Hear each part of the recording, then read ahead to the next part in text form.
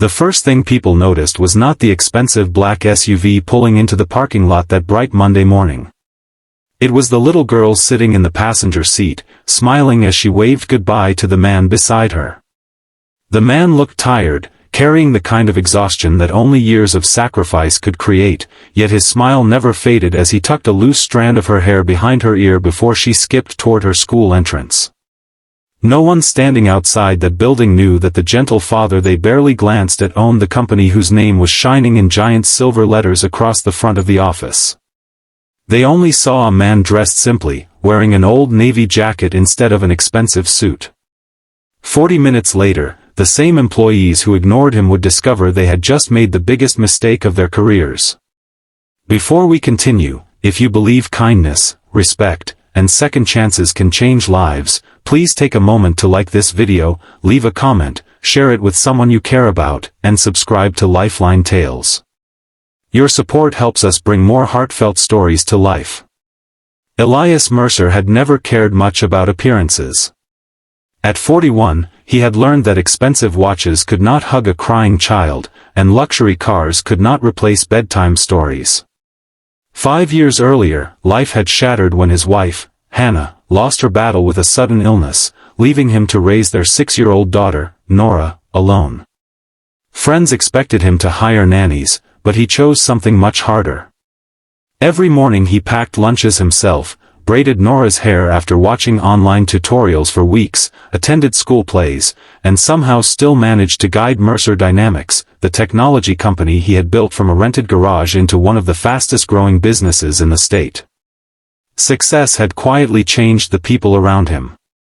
Investors encouraged him to become more visible, to surround himself with executives who looked powerful instead of compassionate. Elias resisted. He believed every employee deserved respect because he still remembered sleeping on the office floor during the company's first year when paying rent seemed impossible. That memory kept him humble. Unfortunately, not everyone shared his values anymore. For almost 6 months, Elias had stepped away from daily operations, allowing senior executives to manage the headquarters while he worked remotely caring for Nora after she struggled with anxiety following her mother's death anniversary. Reports looked excellent. Revenue climbed. Profits increased. The board praised the leadership team repeatedly. But numbers could hide things spreadsheets never revealed.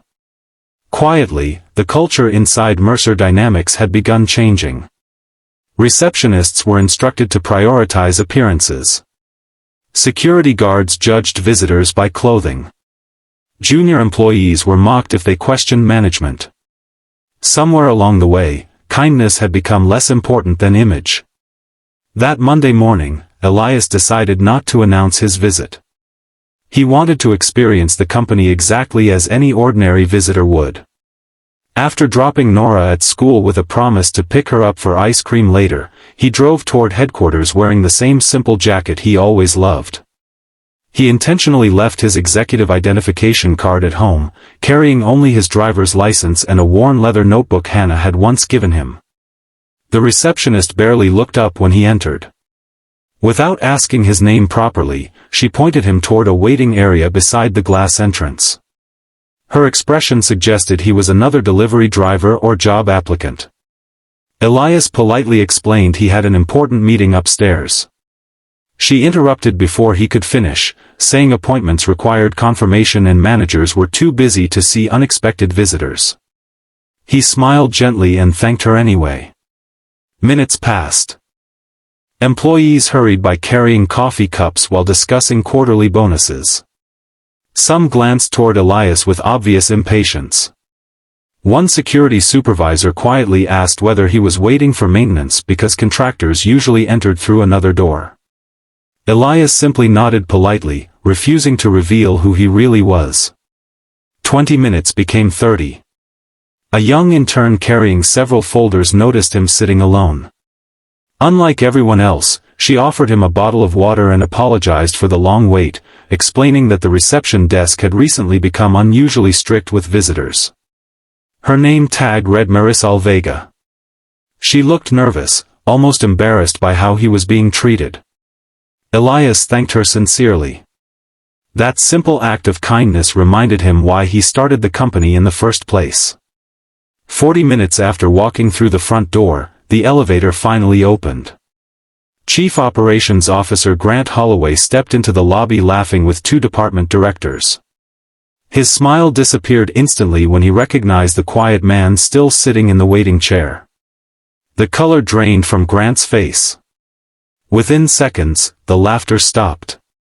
The receptionist suddenly realized who had been waiting in front of her the entire time.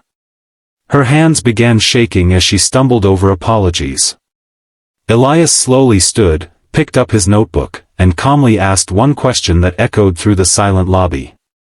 How many other people had been treated exactly like this? No one answered. He didn't raise his voice. He didn't insult anyone. The silence itself became heavier than anger. Employees nearby gradually gathered, sensing something unusual. Whispers spread across the office floors as word traveled that the company's founder had arrived unexpectedly and discovered something terribly wrong. Instead of heading to his executive office, Elias asked every department manager, supervisor, and executive to assemble in the main conference room immediately. More than 80 people filled the room. Some believed they were about to hear exciting company news. Others already feared the truth. Elias stood quietly at the front without slides, without speeches, and without prepared notes. He simply described everything that had happened from the moment he entered the building. He explained how nobody had asked whether he needed help.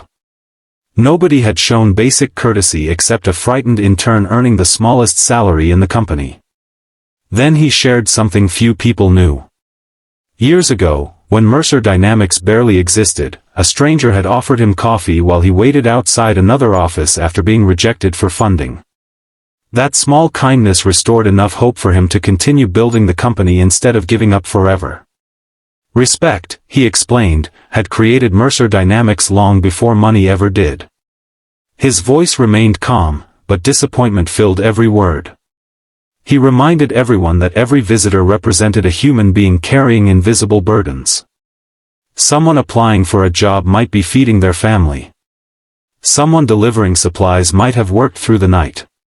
Someone dressed simply could be a loyal customer, an investor, or even the owner himself. Judging people by appearance poisoned everything the company claimed to represent. Grant attempted to defend the new reception policies, arguing they protected executives from unnecessary interruptions. Elias quietly opened his notebook. Inside were handwritten observations collected over several surprise visits to company locations during the previous 2 months.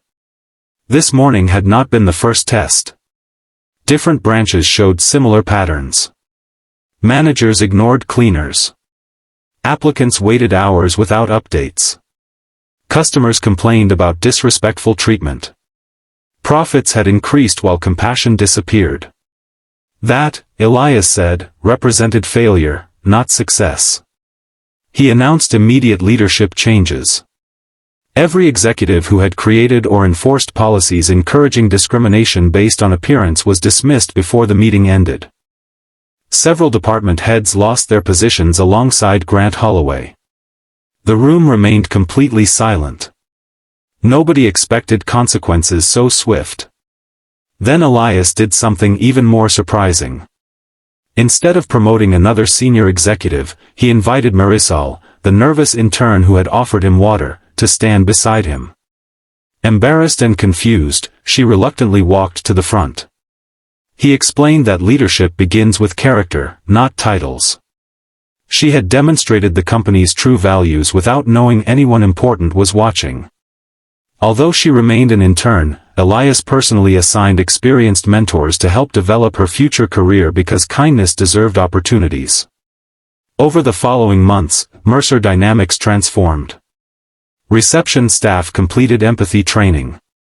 Executives spent 1 day each month working entry-level positions. Anonymous visitor evaluations became more valuable than profit reports. Employee satisfaction reached record highs. Customer loyalty increased naturally because genuine respect could never be faked. Nora loved visiting the office again because people smiled sincerely instead of pretending. The building felt warmer. More human. One afternoon, months later, Elias watched his daughter drawing pictures in his office while Marisol stopped by to share exciting news. She had accepted her first management position inside the company after graduating with honors. Before leaving, she admitted that offering a stranger a bottle of water had seemed insignificant at the time. Elias smiled. Life often changed because of moments everyone else considered too small to matter. As the sun filled the office windows, he realized Mercer Dynamics was finally becoming the company Hannah had always believed it could be, a place where success never came before compassion.